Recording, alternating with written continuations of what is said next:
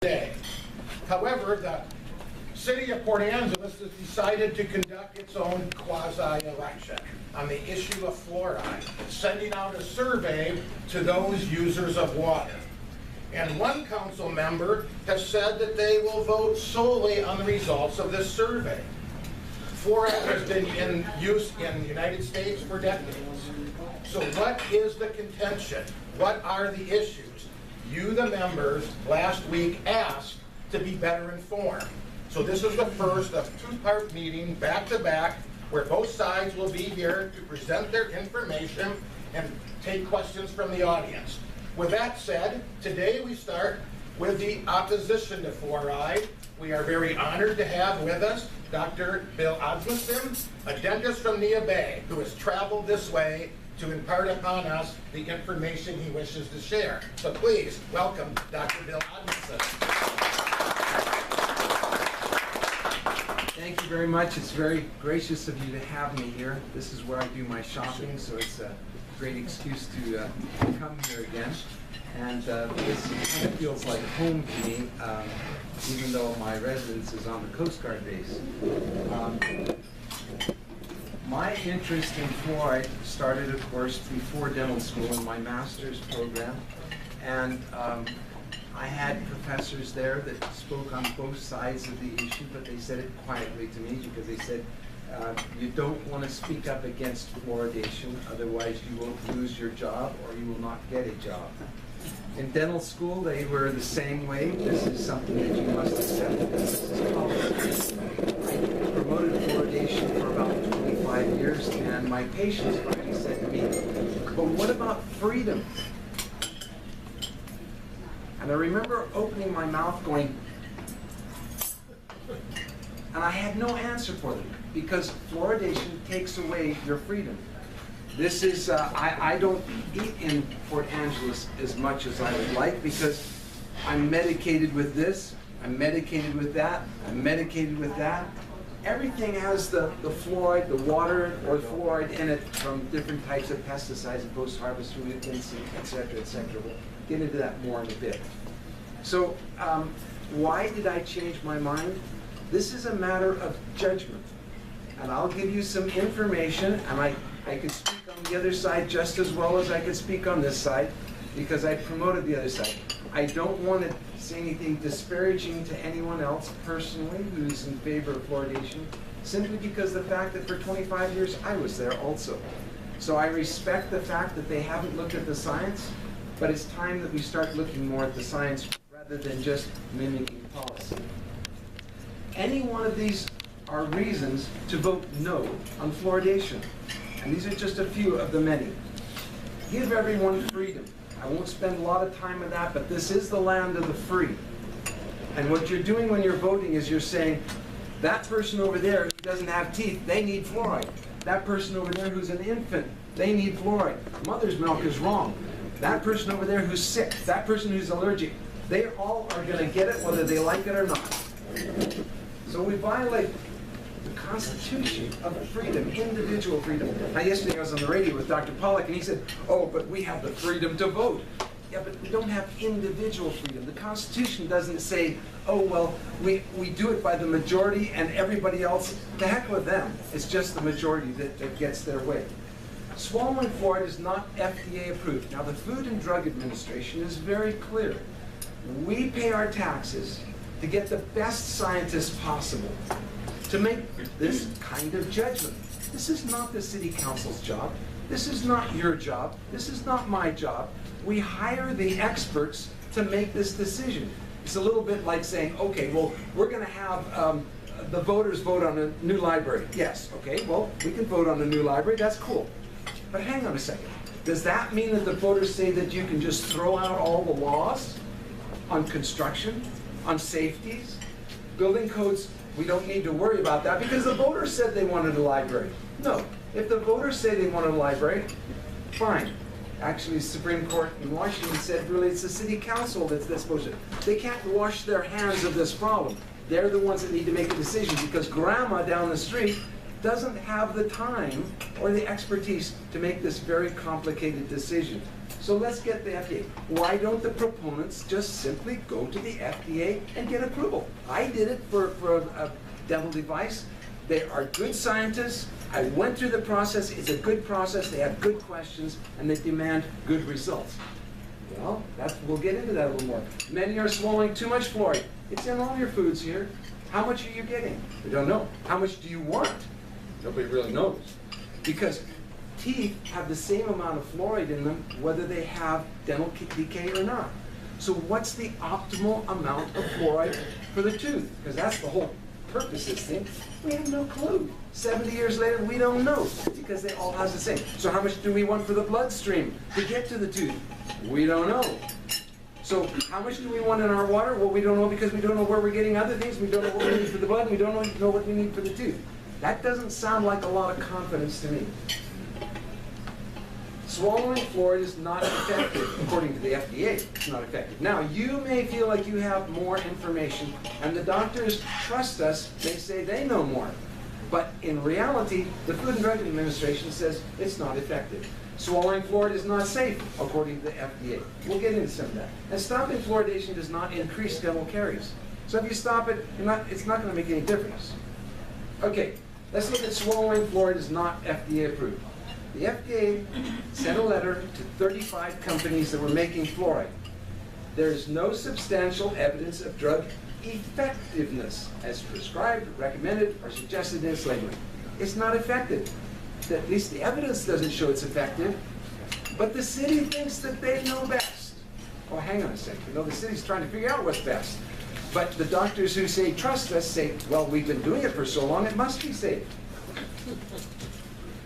Do not swallow, according to the FDA. Now, toothpaste tubes have different labeling on it, variable labeling.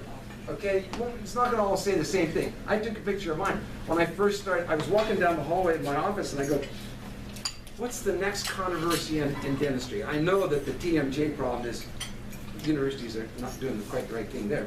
And I know that mercury, it's not safe in the sewer, and it's not safe in the trash, and I can't mail it in the post office because it's too dangerous for the postal workers, and yet we're putting it in everybody's mouth. Now, that doesn't make sense, and so you start looking at the research and you go, no. You don't want mercury in your mouth. And that's the fillings that were done for many years. So then I thought, well, what's the next thing that might not be right with my profession? And I looked down there, I saw this big basket of these. This toothpaste that was given out to patients. And I thought, well, maybe I should read the label. I hadn't done that. In fact, I didn't know if there was a label. Yeah, there is a label. And it says, drug facts. Well, the FDA, this is approved.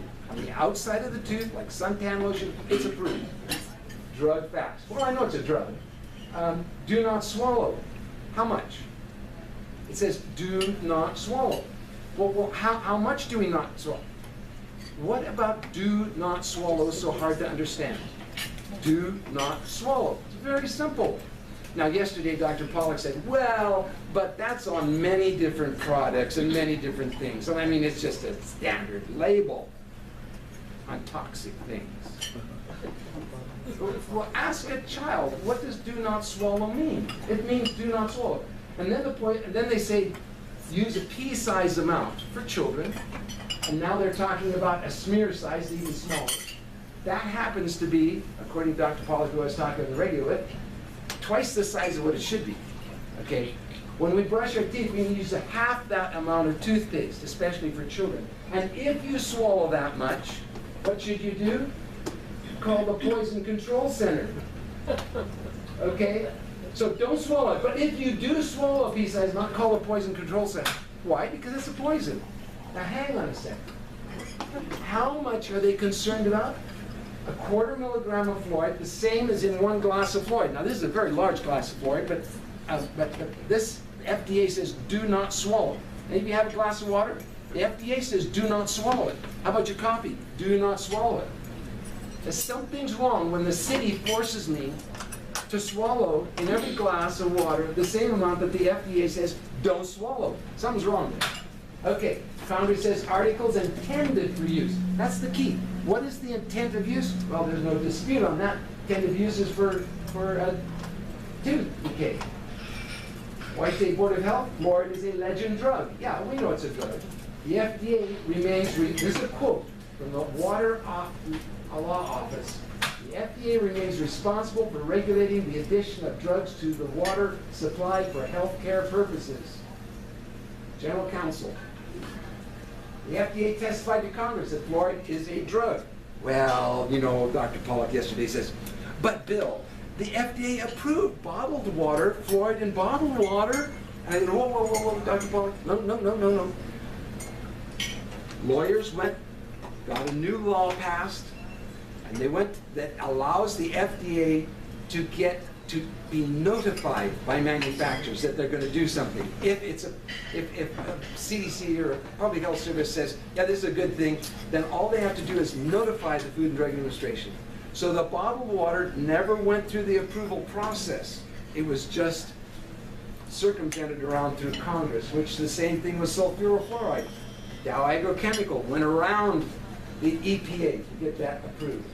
Okay, after 7 years of fluoride, still no gold standard studies on effectiveness. That's one of the reasons FDA says no. There aren't good studies. FDA says the final manufacturer is responsible for research to gain FDA approval. Why in the world does the city and all these people who are promoting fluoride require you, the patient, to provide the research to prove that it's not safe? We want proof that it's not safe. We want a standard level way up here. That's not what the FDA says. The FDA says is the final manufacturer, before they sell it, has to come to us for approval. And who's the final manufacturer of the fluoridated water? The city.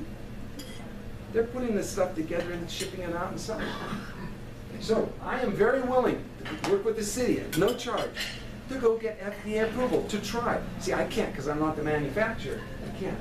EPA says no national primary drinking water regulation may require the addition of any substance for prevention of healthcare purposes unrelated to the contamination of drinking water. Yeah, that's what the Safe Drinking Water Act says, but what does it mean? I think I understand it, but I'm not real sure. So I contacted the EPA, and the EPA said the Safe Drinking Water Act prohibits the deliberate addition of any substance to drinking water for health-related purposes other than disinfection of the water. You can make the water safe and treat the water, but you can't treat people. Okay, that's what the Safe Drinking Water Act says. Well, what is the city doing? They're in violation of the Safe Drinking Water Act. Washington State Department of Health relies on the EPA to determine the safety and efficacy of fluoridation, but they don't do it. That's like saying, well, let's go to NASA and have them determine what it is. That's not it. What did the scientists at the EPA say? They say, in summary, we hold that fluoridation is an unreasonable risk. That is, the toxicity of fluoride is so great and the purported benefits associated with it are so small, if there are any at all, that requiring every man, woman, and child in America to ingest it borders on criminal behavior on the part of governments. That's the EPA scientists speaking through their union because they tried to speak otherwise and they were fired. They got their job back. CDC says it's not CDC's task to determine what levels of fluoride in water are safe. That's not their job. They just promote. They're just marketing, okay? Now, this graph is a little bit maybe easy to get mixed up. This is the toxicity of the stuff that the city puts in the water. Here's Roundup. That much of Roundup is considered enough grams to kill a person, over 300. Then we have ammonia, lead, metallic arsenate, mercury chloride, fluorosilicic acid, sodium cyanide, nerve gas, plutonium, and strychnine. Well, strychnine, cyanide, nerve gas, they're all about the same as the fluorosilicic acid that is put in your water. So, would you want the city to add strychnine in here if it might cut down on some bacteria? And you might treat cancer or something. Would you say, let's treat everybody for cancer? You know, the reason that we're putting it in the water is because of Halloween. Well, not so. But really, seriously, long time ago, when they first started talking about fluoride, they said, what can we do? The sugar industry was the big one. They said, what can we do about tooth decay? Too many people are getting tooth decay. Somebody said, well, use fluoride. So the sugar industry goes, whoa, what a great opportunity. We can try to counteract the effects of so much sugar. Okay, but this is what we're putting in the water. This is all similar in toxicity. Very, very toxic. That's what we're talking about. A highly toxic substance, which the FDA says do not swallow. Many are swallowing too much. I've already gone over that pretty much. Health and Human Services suggested that they don't recommend stuff, they advise those that are doing it, lower the fluoride concentration. So we know for 10 years, many have been hurt. Hang on a second, not everybody drinks the same amount of water. What they're talking about is everybody drinking 1 liter of water. Is this about a liter of water? Okay. That's how much they say people are ingesting every day and soaking themselves down when they shake it. Okay, so that's why. But some people don't drink hardly any water. And some people drink up to 10 liters of water a day. So when what percentage of the population does the city really want to protect? Do they want to protect everybody in the room? Or do they want to protect just up to the 90th percentile? Or to the 95th percentile? If they're wanting to protect everybody, then they're going to have to start looking at some of the problems. Those who drink too much, a lot more water than others. But for those promoting fluoride, they think of it and they talk about it as 1 liter of water a day. Not everybody. Some drink over 10 liters of water a day. Okay. So when we look at studies in research, we have to have a margin of safety. And some this is National Research Council, this is the top science people, some subpopulation, some of us, consume much greater quantities of water than the 2 liters per day of the 90th percentile. But that's what the EPA looks at, it's the 90th percentile. They say, the heck with the 10% are drinking too much water. You stupid guys, you shouldn't be doing that. So we're going to look at 90th percentile, because some people drink so much. But there are many studies that are showing that 3.4 parts milligrams per liter is actually, well, I'll get it here. 7 IQ loss, 45 studies are showing that at close to this, or just slightly above this, or slightly below it, that they're getting 7 IQ points lower in those communities. Okay, a lot of times they'll show, well, mother's milk, most samples, no fluoride.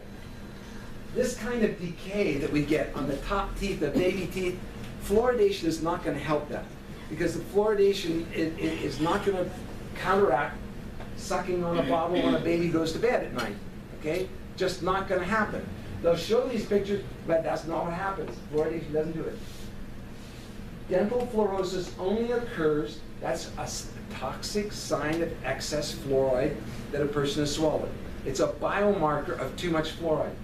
And it only occurs when younger children consume too much fluoride, when the teeth are developing under the gums. So if a child has too much fluoride, when the teeth are developing up to about age of 8, that means they'll have dental fluorosis and they've gotten too much fluoride. This is some of the dental fluorosis. CDC says 41% of adolescents, 12 to 15, have dental fluorosis. In other words, 41% are getting too much fluoride. What does the city want to do in protecting people? Oh no, just the majority for us, only 50%. Well, you know why it's only 41%? Because they redefined what dental fluorosis was. It went up to 85%, and then they go, whoa, whoa, whoa, we got to redefine this because it's too much. Okay? That's nice treatment there. That happened to cost about $1,200. It has to be redone, $12,000. Has to be redone every 15 years. And the people who are promoting fluoridation, they don't talk about that. Here's the EPA. This graph is really an important one, a very interesting one. We got to look at this. And all the percentage of children above the black line are getting more fluoride than what they should. Okay? Now, but that's assuming they say that fluoride is 33% safer than what they thought it was. What it used to be when everybody's having problems, now they're going to declare it safer, and it's still real bad. Infants are not included, no one below 6 months of age, because all of them, if they're on formula with Port Angeles water, are getting too much fluoride. And they don't include the 10% of the people who are drinking a whole lot of more water. Okay? So that's how they come up with it. Only that many showing too much fluoride. Okay, American Dental Association, after 60 years of community water fluoridation, we still do not know how much fluoride is required to prevent dental caries. I don't know how much. Okay? swallowing is not effective. 97% of Europe governments and dental associations, China, Israel, Japan, do not fluoridate. Why? Because it's all the steps that I told you there. Here's a whole bunch of countries that do not fluoridate, and here's some that do add fluoride. The United States has more people in the fluoridate than all the rest of the world. All of them have dropped decay over the last, 40 years to similar low levels. Why? Well, it wasn't fluoride, because these countries are not using fluoride. Well, they do use a little bit of fluoride salt. But that still doesn't make any difference. They've all dropped, and those that use fluoride salt, don't use fluoride, it's all the same. In public health, we say that a public health intervention needs to be judged at the community at large. Looking at the public, is it working or not? Not in a test tube, but in the public at large. Now, I ranked the states in the United States. That's international. Ranked the states in the United States on the whole percentage of the population fluoridated. Some almost none, and Washington D.C. 100% of people. Then I ranked the results of the government saying parents reporting good teeth, and it's all the same. There's good teeth for the wealthy, doesn't make any difference. When we add the poor, well, it's still, there's no common cause with fluoridation. It's all the same. Here's where I made my mistake, thinking I was seeing that there was a benefit. I thought there was a benefit because I was comparing the wealthy with the poor. And like I've told many people, raise minimum wage and you're probably going to do more for decay than you will with fluoridation. Here's another one. This one starts at 1930 up to 1990. We can see here the decay has dropped roughly in half before fluoridation started. And it wasn't fluoride that caused the decline. This is fluoride afterwards. Now, did fluoride help here? We don't know, but the research says it's uncertain how it's affected. Here's another one. This Journal of American Dental Association. We can see dental fluorosis increases with higher concentrations of fluoride in the water. Yeah, we know that. Okay? But what happens when we see the decay, Carrie's experience? Almost no fluoride here. And when we get up just a little more fluoride here, then we see that there's actually more decay as we get increase in fluoride. Well, we know that. And there's almost no drop. So this is what we're talking about. This is the good teeth here, and then you see the difference between that and that is why we fluoridate. That's the huge benefit. There's no huge benefit there, and if people ingest just a little more fluoride, they start getting more decay. That's why we don't see a benefit anymore. Now, why is there a problem with the research? Well, there's a whole bunch of reasons why the research has been very, very poor. And the FDA says it's not quality research. I mean, I won't go through this. I don't have time, but I can email it to you later if you want. The Cochrane Review, 2015. Again, there's some benefit, but that was historic. We don't know if it works now. And there's lots of reasons why it doesn't work. Swallowing fluoride is not safe. This is the one, my final one. Stopping fluoridation it just doesn't work. But swallowing fluoridation, this is the last one because it's about safety. And safety, they just don't like to talk about safety. If there's any tiny smidge of not safety, then fluoridation has to be stopped. And so they don't admit that there's any, except for dental fluorosis. Now, dental fluorosis, they say, is just cosmetic. It's kind of like if I took this knife here and I went out to your car and I said, hi, on your, paint with my knife. Don't worry about it. Your car runs just as fine. It's just cosmetic. No big deal. Now, you may not mind it because your truck is not doing so well, but you might. Oh, I'm sorry. But even a guy like this thinks his truck needs to look pretty, okay? Well, what about teeth? A lot of people don't want to have their teeth scratched up looking bad. Okay. So what did the National Council unanimous agreement that the EPA's maximum contaminant, fluoride is a contaminant. Why are we contaminating our water when there's lots of other sources of fluoride? Contamination for fluoride is too high. Why? Because of tooth damage. Rheumatoid and osteoarthritic like pain. Joint stiffness joints. Like arthritis. That's the kind of feeling that people get when they get too much fluoride. Bone cancer, bone fractures, thyroid Oh, diabetes and obesity increases when there's thyroid reduction. Kidney damage, reproductive problems, lower IQ and increased mental retardation, and allergies, gastrointestinal disorders. Man, there's so many things here. This is a real serious problem, okay? Now, what the people who are promoting fluoride say, Bill, you have to bring us absolute proof. I had one guy say, oh, look outside. How many people do you see out there that are falling over dead from fluoride? Well, you know, there's different things than just falling over dead from fluoride. And there's synergistic effects that adding different chemicals start to add up on us. And there's many different things. Okay, the EPA agrees that an aggregate exposure to fluoride, now there's fluoride from everywhere, does not meet the safety standard of the Federal Food, Drug, and Cosmetic Act, Section 408. Okay, fluoride maximum contaminant level goal is not protective of the effects of fluoride on teeth and bones. Fluoride maximum contaminant level goal is not protective of other neurotoxic, endocrine, and renal effects of fluoride. EPA has not adequately protected children. EPA cannot determine the safety of sulfurofluoride. That's the new post-harvest fumigant that Dow Agrochemical puts on your eggs and your foods and everything to have it give it a longer shelf life. And fluoride in the absence of developmental neurotoxic study, a neurotoxin. They don't even have one, okay? EPA has underestimated the exposure. We're getting too much. EPA has committed procedural errors in violation of the Administrative Act. So here's some of the dental fluorosis. Yeah, it's happening. It's a risk. But what about fluoride does make the tooth harder, at least on the outside. So when we make the tooth harder, those of you who are doing any kind of construction know that hard is nice, but it can also make it more brittle and break. So what we have is we do see an increase in complete cusp fractures in more fluoridated areas. Where there's no fluoridation, it's about 2%, and where there's 19% of the population, about 4.5%.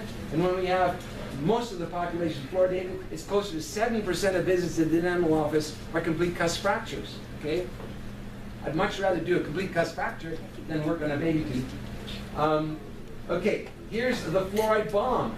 When the tooth is hard on the surface, the decay can get inside the tooth rapidly. Low iodine, severe damage to the human body, lowering of IQ, 8 to 10 points, several studies. 21% retardation with fluoride at 3 point, that's like drinking about 4 liters of water a day, compared to 3.4% where it's low fluoride. 45 human and over 100 animal study reports brain damage. EPA margin of exposure should be, according to the EPA in one section of the EPA, says should have a margin of exposure of at least 1,000. Because there's too many people are drinking different amounts of water, different people have different sensitivities. You need a safety factor of 1,000, but the Office of Water uses a 1-to-1 safety factor. No safety on this whole thing, because there are already kids are getting too much fluoride, so there's no safety. Here's some studies showing that the water parts per million of what they're showing IQ loss. Okay, right down at 0.7 IQ loss, 0.8 IQ loss. That's assuming people drink 1 liter of water, that they're not drinking more water. That's assuming they don't get more fluoride from their grape jelly or their wine or all these other products that have lots of fluoride in them. Mechanically deboned meat, etc. Clear on up here, all of these studies are within the EPA's MCL. That's why some of the EPA are saying it's not protective. Broadband. Now here's a study that they're going to bring up, and they did at the City Council. That they say, but this shows that there's no problems with the brain. Fluoride doesn't cause problems. Fluoridation doesn't cause problems. Okay, broadband was incapable of detecting IQ loss from the fluoride. The study wasn't able to do that. Most people not on fluoridated water were with fluoridated pills. In other words, whether you get the fluoride from your food, whether you get the fluoride from a pill, whether the city dissolves it in the water, whether you dissolve it in the water, or whether you dissolve the pill in your tummy, it makes no difference. You're getting the fluoride. Doesn't make any difference where you get the fluoride. It's still the fluoride. And so what he did is he compared fluoridated water with fluoride pills. And he says, well, it doesn't look like there's any difference here. But that's not the only problem with it. There are 11 confounding factors he didn't control for. And the non-fluoridated water is considered some of the most corrosive in New Zealand, where they feel that enough lead is going into that water to cause a 4 IQ point drop just from the lead. None of that was controlled. Okay, of some of the studies that the Harvard Choi, a study from Harvard, looked at, finding 7 IQ point loss from these studies, all of them except one. The consistency of the studies is what we would call robust, concerning. I mean, this is really major. National Toxicology Program, I've been working with them. They're just starting to do a review on this because the brain is very, very important. I want to get into that, just a little bit why the brain is important, in case some of us don't realize it. But here, the whole IQ curve moves down with fluoride. It's not just the mentally retarded, it's not just the gifted, it's everybody moves down. Now, to these people in here, you're going to have a hard time detecting much difference in IQ. You say, well, we're doing better in IQ. Yeah, we're also not having leaded gas anymore, which raised our IQ. This gives a graph of, say, 260 million people. We have 6 million mentally retarded down here, 6 million gifted there. But if we have a 5-point IQ decrease, that means we got 9.4 million mentally retarded and about 2.4 here. So it's less than half of the gifted and more than 50% increase in this because of the bell curve shift. Now, if there was a 0.038 IQ loss, that would wipe out any annual cost savings that anyone is speculating that might help. But the cost savings are crazy because what they do to show that there's a cost savings is they will assume that there's a benefit. First of all, the studies, you read them, and there's so many assumptions and everything, but they'll assume that there's a benefit. Once they assume there's a benefit, then they'll say, we estimate the cost of this much, and we will assume there's no risk. So if you assume there's no risk and you assume there's a benefit, then this is how much would be saved. But even if there was a 0.038 IQ loss, that would wipe out any cost savings. And nothing about teeth or anything. This is an important graph, and what I want you to look at is I've knocked out all the middle sections so you can see the numbers quickly. This is the very low IQ, and this is the very high IQ, and the numbers just go down, down, down, down, down. But out of the labor force for 1 month, much higher. Unemployed more than 1 month, much higher. Divorced 5 years, much higher. Percent of children with IQ in the bottom decile mothers, much higher. Illegitimate baby, much higher. Lives in poverty, much higher. Ever incarcerated, much higher. Chronic welfare, much higher. High school dropout, much higher. Are we really wanting to knock the IQ of our children? And what we're seeing in animals, that it's not just that child at that period, but it goes on genetically in mice for 3 generations, and then they quit the study because it's kept on going. When we cut the IQ, the DNA, when we damage the genetics, we're damaging it for the next 70 to 80 years from what we're doing in our water here. This is really, really serious. Is it happening in the United States? Well, again, I ranked the states based on the percentage of fluoridation, and I entered in government data from 1992. The states with the low fluoride intake have much less mental retardation. If you get more, it's about a half a standard deviation higher, which is about 8 IQ. Similar to all the other studies. We can see that the adults is not so much, but they didn't have as much fluoride back then. Now the children have more fluoride, we see the IQ there. Now, the problem with this is that there's scattered way out. There's lots of other problems in here besides just that. But this is an indication, just a little another nail in the coffin. Not proof. Lead blood levels are higher in fluoridated area. Average blood level, black, Mexican, white, and where we have more fluoride, there's more lead in the blood. Why is there more lead in people's blood where there's more fluoride? Well, that's because the fluoride leaches out the lead out of the pipes, the plumbing, the brass faucet fixtures, and all that. The other thing is that there is some lead, usually, in the waste product of the phosphate fertilizer companies. That's where we get our fluoride from. In fact, some places now we're not getting enough fluoride for everybody in the United States, so we buy it from China. They're waste products. Japan, they're industrial waste product. We buy it from these foreign countries and they dump it in here. The good news is that much of it is a calcium fluoride, which is less toxic, much less toxic than the hydrofluorosilicic acid and sodium fluoride that is added to the city water. So it's less toxic, but it doesn't dissolve as well in the water, and so it plugs up the equipment, and the cities don't like that as much. Examples of fluoride chemical sources: toothpaste, concentrated fish meal, especially bone meal, especially when it's mechanically deboned because it takes the calcium. That's where the fluoride and calcium love each other. So if you mechanically debone it, that takes the bone off, raises the calcium, but also raises the fluoride. What structure in the body has the very most concentration of fluoride? The pineal gland. The pineal gland is right up at the base of the brain where lots of blood goes around it, and this is one of the hormone endocrine functions, and it regulates sleep and it regulates melatonin, and it calcifies. Well, that's the same thing that happens in other parts of the body, the kidney stones and the gallstones and all these. There's an increase in the fluoride and calcium binding together and creating those. I've had several people, I said, just get rid of your fluoride. Don't use your fluoride toothpaste. Don't do any more fluoride, and see how that does. It takes a little bit of time because it takes 20 years for the half-life of fluoride in the body. So if you quit eating your fluoride now, it's going to take 20 years to get half of that fluoride out. It's very slow. But no one yet has had more kidney stones when I had them stop. Endorsements versus law. No legally authorized agency has approved both safety and efficacy of ingesting fluoride for prevention of cancer. To me, the FDA is primary, is the key. Any questions? I can go on for hours. Questions? Yes. You are talking about fluoride not being effective when ingested. Do you believe, or is there scientific evidence that there are any benefits to fluoride applied directly to the teeth, either through toothpaste or through fluoride treatments at a dentist when it is not swallowed? Excellent question. This is the topical versus systemic. This is, do I swallow it or do I paint it on the teeth? The FDA has approved toothpaste, and I think it does have some benefit. Now, do I use fluoride toothpaste? No. But because I don't want to eat lots of candy either. I mean, I do, but I don't. I love it, but I try to reduce my sugar intake.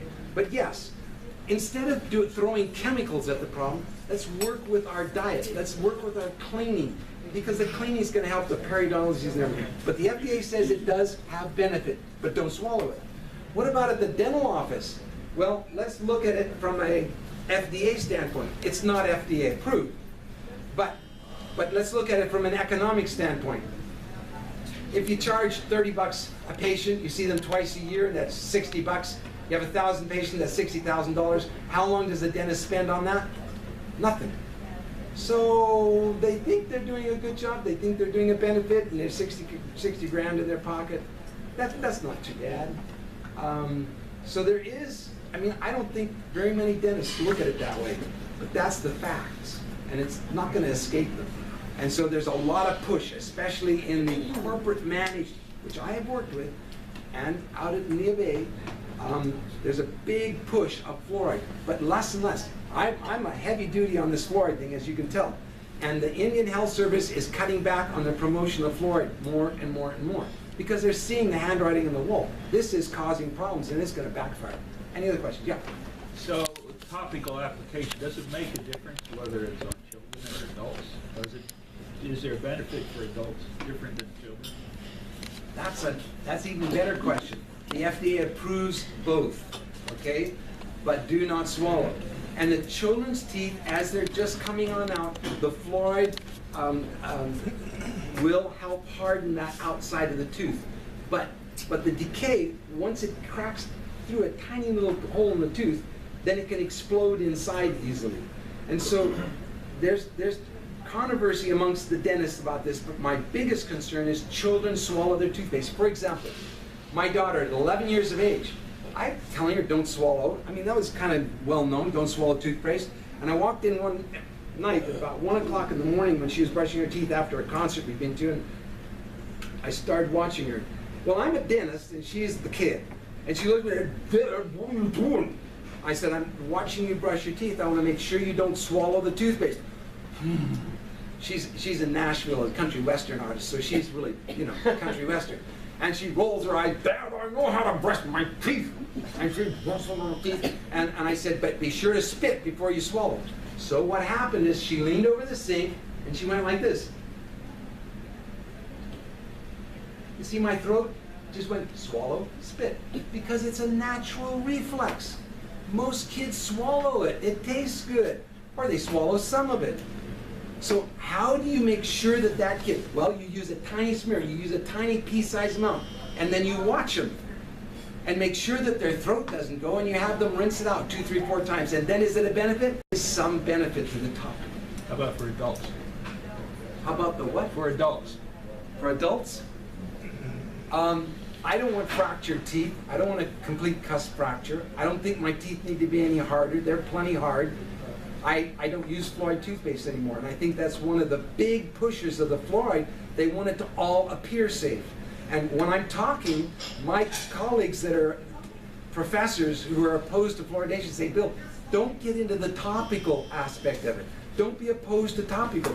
Now you're wiggling the big tiger's tail, Colgate, Crest. You don't want to do that. Personally, I don't. It's up to you, but be sure to spit it. It's FDA approved.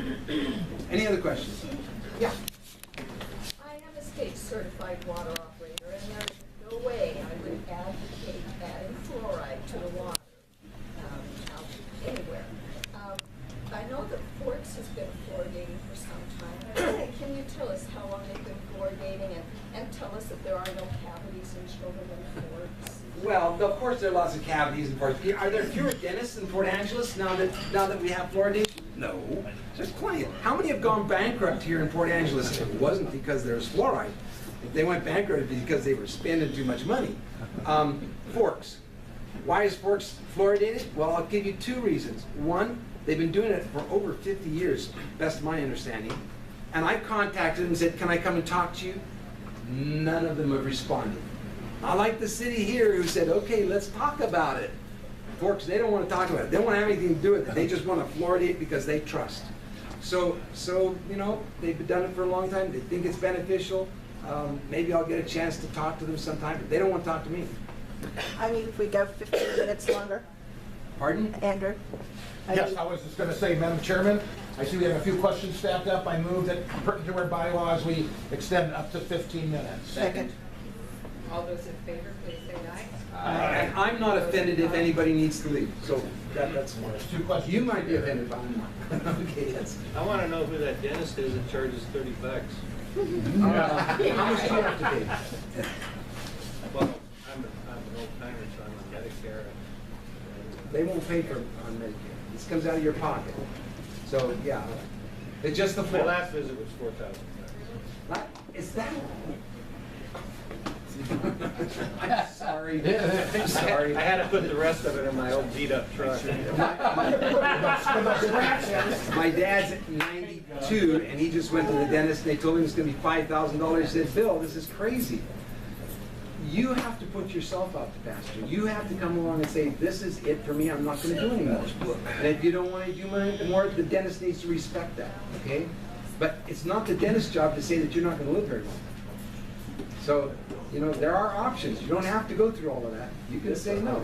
So if all this stuff is as bad as you say, the government is advocating for it, more or less? No, the federal government doesn't. Well, then why is it even existing? That's because my professions, both dentists and public health, think that it's beneficial. It's been traditional from a long time, and this is a tradition, like the flat earth theory, like bloodletting. This is a public health blunder that nobody's willing to look at. There must be money. So all these other dentists are just dumb. No, they're busy. But you're smart. Oh, hey, well, I'm smarter than I was, and I'm still dumb, okay? I don't want to disparage them, but hang on a second. I'm having trouble getting around that. Okay, so here's the thing. They're going to say, trust us, trust. And well, so you vote yes. And I'm saying... What's their benefit? Why do they do that? What's in it for them? Because they've been promoting it for many, many years. It's an altruistic feeling. I promoted it because it made me feel like I was helping the community, not just raking them for $5,000. I was trying to prevent the problems. I actually had a game with my assistant where I would look at the teeth of a new patient and say, this person came from that address area, and this person came from that area? How could I tell by looking at the teeth where they were? By fluoride, I thought. And I had this game when I was about 85% correct, and where I could guess where they were. And what was I looking at? The hard shininess of what I thought was fluoride. But you know what? After looking at the research more, I realized what I was doing is I was comparing the low socioeconomic and the high socioeconomic, and I thought it was fluoride. In the old days where they had the naturally occurring fluoride, it also comes with lots of calcium, lots of minerals. Those teeth were a lot harder, and people said, well, it's the hard water, not the fluoride. And the fluoride promoters said, it's the fluoride. Partly because, and I don't want to get into conspiracy stuff, but during World War II, we needed to make a bomb, a nuclear bomb, to protect the United States. And they had two choices. Either make the bomb fast and quick and dirty, or use all kinds of precautions and protection for the manufacturer, and it'll take another year or two to do that. And the choice was, we've got to stop the dying overseas, and if a few people, researchers here die, okay, so the research that was done in the beginning finding harm was put into the Manhattan Project. And it's only been recently that we've been able to look back and say, oh, they knew about this all along. It's just that it was protected, because fluoride is very, very powerful. It's excellent lubricant. It's used for Teflon pans. It's wonderful, wonderful element, but it's also great for enriching uranium. My question goes to public health policy. So let me say to start with, this is not pro or anti-fluoride. What I'm concerned is let's say everything you showed us is true, and fluoride is very bad. The city is going out to a survey of the population, and we already have a council person saying that's how it votes. You're out there promoting us to vote. You keep talking about best science. Is this how we want best science? To go out to a public survey? What if the survey says yes, fluoride? So the direct question is this the way to conduct public health policy, through putting your finger to the wind and seeing how an unscientific survey comes back? The Supreme Court of Washington, Port Angeles, and the voter, and our water, our choice, whatever that group is called, they had a fight 10 years ago. They went to the Supreme Court of Washington. The Supreme Court of Washington said, it's not the voters. I agree with the Supreme Court. Exactly to your point. It's not the voters who are to decide this. This is the city council who's decided. And at the time, the city council was going, whoa, we get to make that choice and we know what's best for you. Hang on a second. But you also have the responsibility now to look at the science and to make a very careful decision. And I think to make that decision properly, you're right. It's not the voters who should choose this. What should be choosing it is the Food and Drug Administration. And the city should go to the Food and Drug Administration. I don't think it would cost that much. I started to make the application and try to get the waiver for the fees, because if you are of a reasonable public health and service, if this is important to the public, you can get that fee waived. They never responded to me. They contacted me again, and they said, are you still willing to make application? I said, yes, I'm willing to make application. This is valid. Well, are you actually a water producer right now? Are you a city, or are you a purveyor? Are you manufacturing water right now? And I said, no. Well, we're only going to deal with water, the manufacturers. And I go, okay, so if the city came along and said to me, Bill, work with me. I'd do it at no charge. I'd get Dr. Locke to join in. Let's all get together as a team and send the best that we have. CDC, American Dental Association, American Medical Association, let's get everybody together and send that information to the FDA and ask for approval. If they approve it, you can see it takes a lot of wind out of my sails. I mean, I would still say, well, why? What's happening here? But I don't think they'll approve it unless they had a label such as, do not swallow more than 1 glass. Do not use this for infants. If you have, and on TV what they talk about with drugs, My goodness, most of the commercial for a drug it goes on and on and on for the commercial. Well, they're going to have a long list on the label, but at least they would be giving us information so that we would have informed consent as consumers, that this is some of the problems. So I don't think the voters should be involved with making this kind of decision. I don't either. I don't think the city council, sorry, are there city council here? Okay. They left. I don't, okay. I don't really think I trust the city council to prescribe me a drug, okay? I mean, I even question my physician. If my physician says, here, take this drug, I go, well, let me look it up a little bit. Let me find out for myself. And then I might quiz them a little bit on it, because I want to have an informed choice. And I don't think that any on the city council, even if they're physicians, pharmacists, pharmacologists, that they really have the right. And none of them, I can't prescribe any of you fluoride. I can't. Why? Because you're not a patient of record of mine. You come and see me as a patient, I can talk to you, give you the information, good and bad, your patient record, then I can prescribe it for you. Yeah.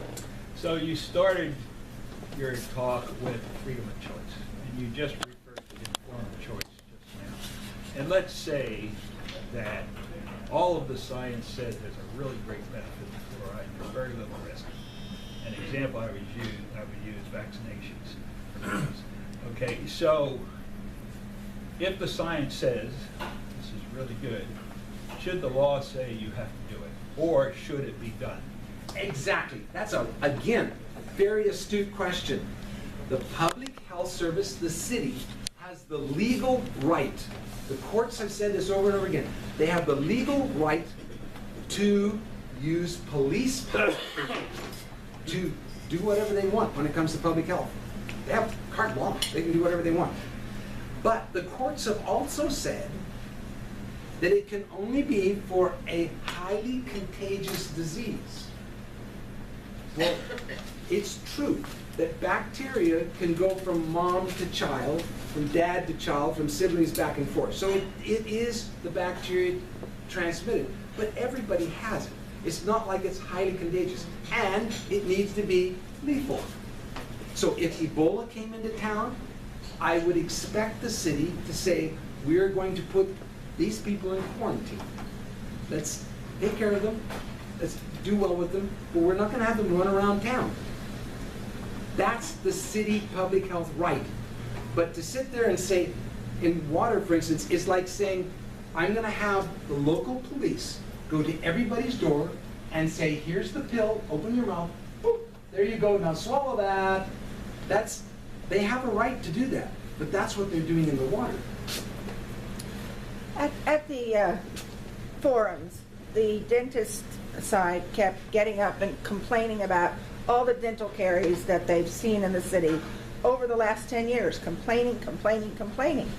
If fluoride was working, wouldn't it be less tooth decay?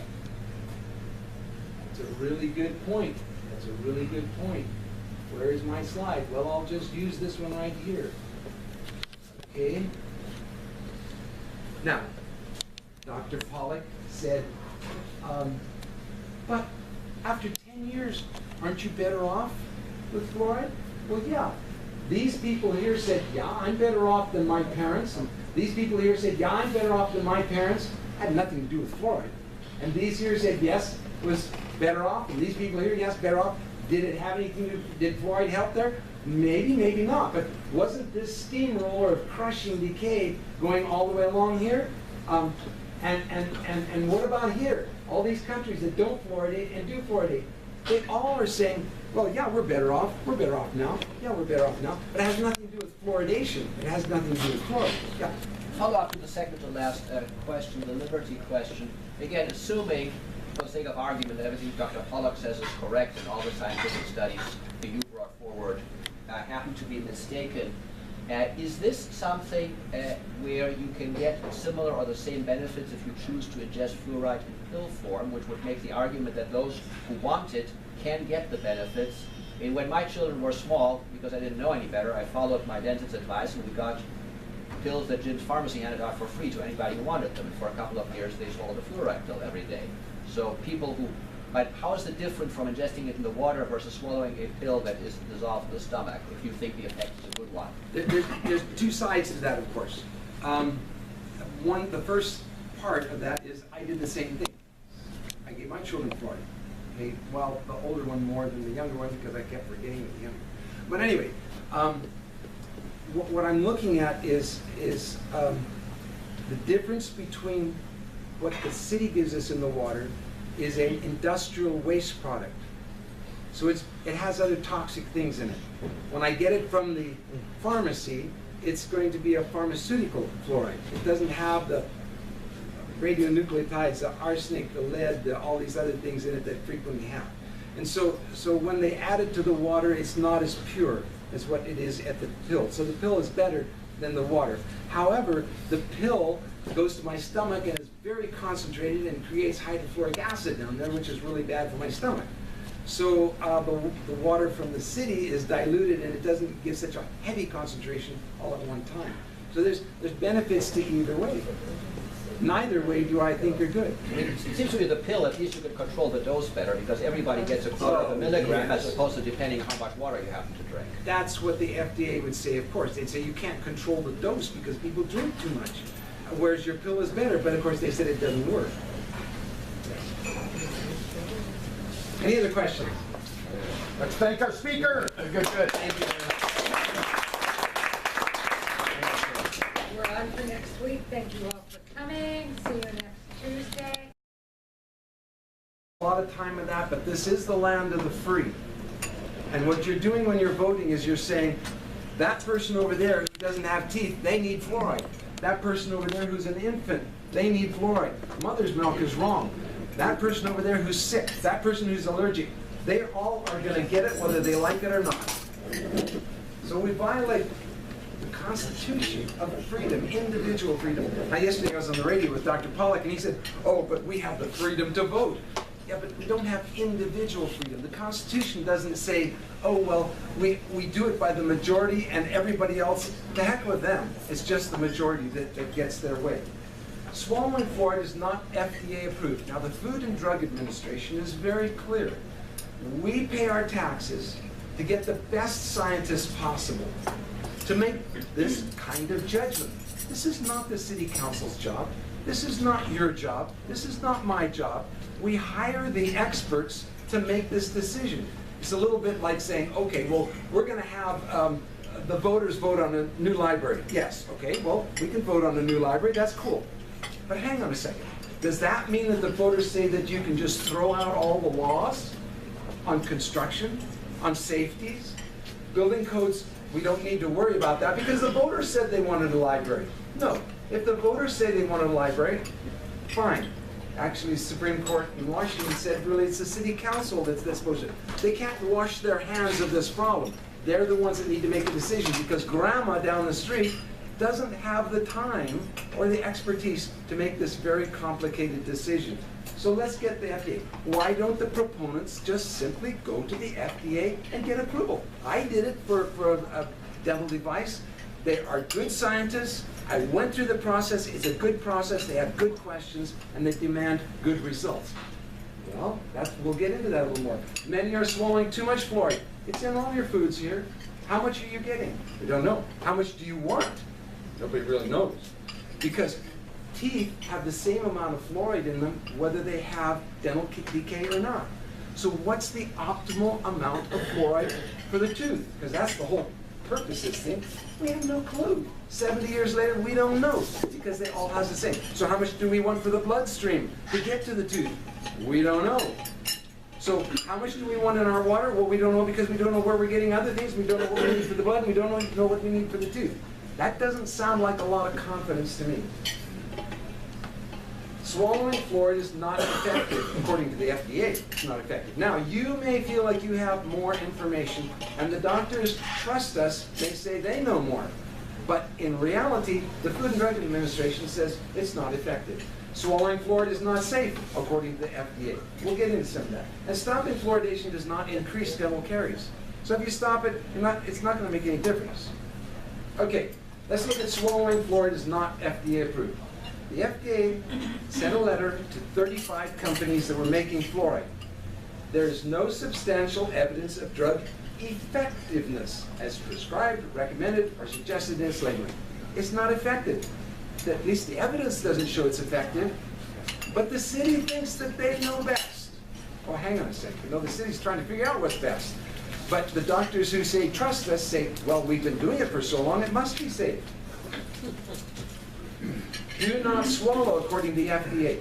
Now, toothpaste tubes have different labeling on it, variable labeling.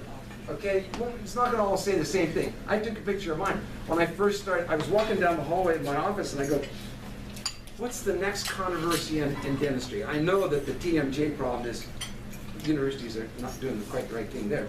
And I know that mercury, it's not safe in the sewer, and it's not safe in the trash, and I can't mail it in the post office because it's too dangerous for the postal workers, and yet we're putting it in everybody's mouth. Now, that doesn't make sense, and so you start looking at the research and go, no, you don't want mercury in your mouth. And that's the fillings that were done for many years.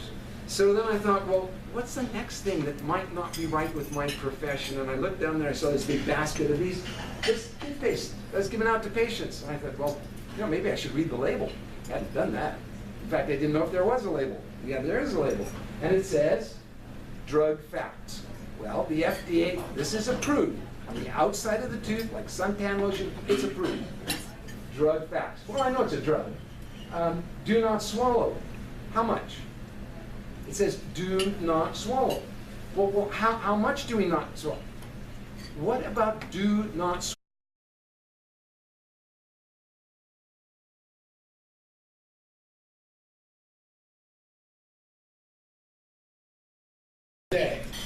However, the city of Port Angeles has decided to conduct its own quasi-election on the issue of fluoride, sending out a survey to those users of water. And one council member has said that they will vote solely on the results of this survey. Fluoride has been in use in the United States for decades. So what is the contention? What are the issues? You, the members, last week asked to be better informed.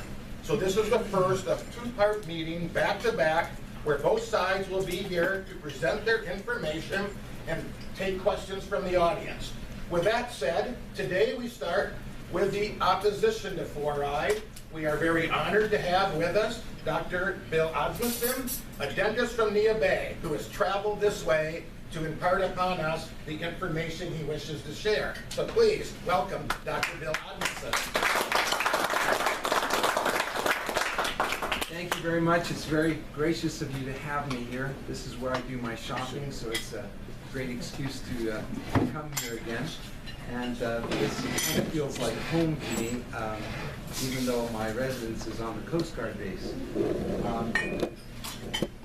My interest in fluoride started, of course, before dental school in my master's program.